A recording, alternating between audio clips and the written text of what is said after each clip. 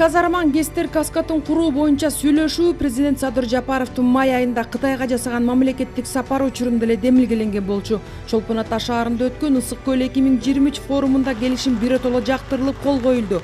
Эми 1 жыл ичинде техникалык экономикалык негиздеме даярдалып, курулуш башталышы керек. Токтогул, Камбар Ата сыяктуу Кыргызстанда эми Казарман ири гидроэлектростанциясы пайда болот. Анын кубаттуулугу 1160 мегаватты түзүп, карамагына 4 ГЭСти камтыйт.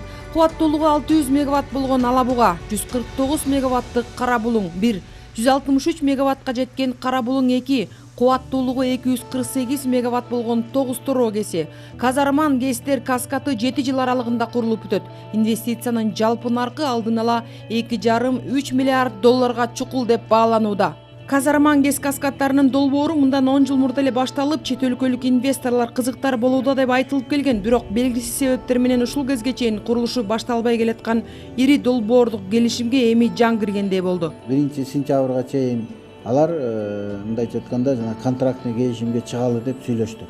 Булар айтып атат, бир башында ошол 2 жылга чейин деген сүйлөшүүлөр жүргүзүп, биздин өнөбүз боюнча, планыбыз боюнча ошону 14 айда технико-экономический обоснованиясын, проектисин бүтүрөт.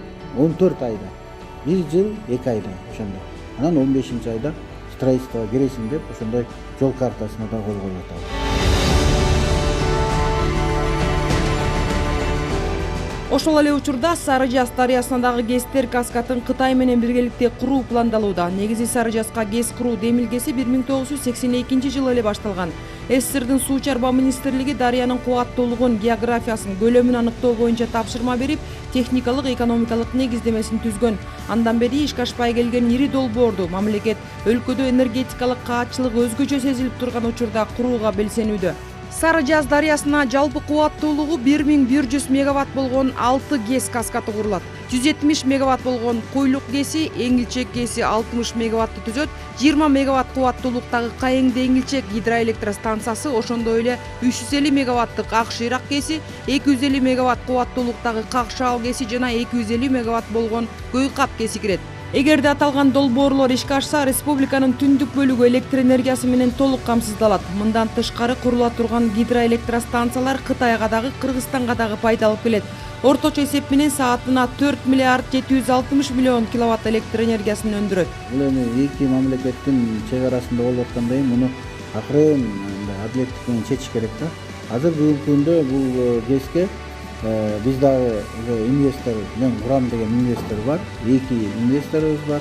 Ошол Сиандан дагы меморандум кол койгонбуз, бүгүнкү күндө дагы иштеп атат. Ал экинчи компаниясы ошолор макулдугун берип, мен эме менен Кытайдын посолу менен бир жума мурун жолуккам.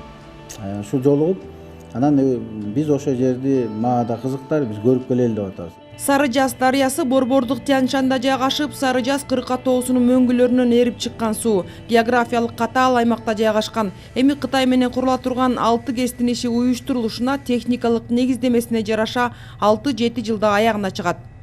Айжан Омолдошова, Бекжан Токтосунов, Ала Тоо 24.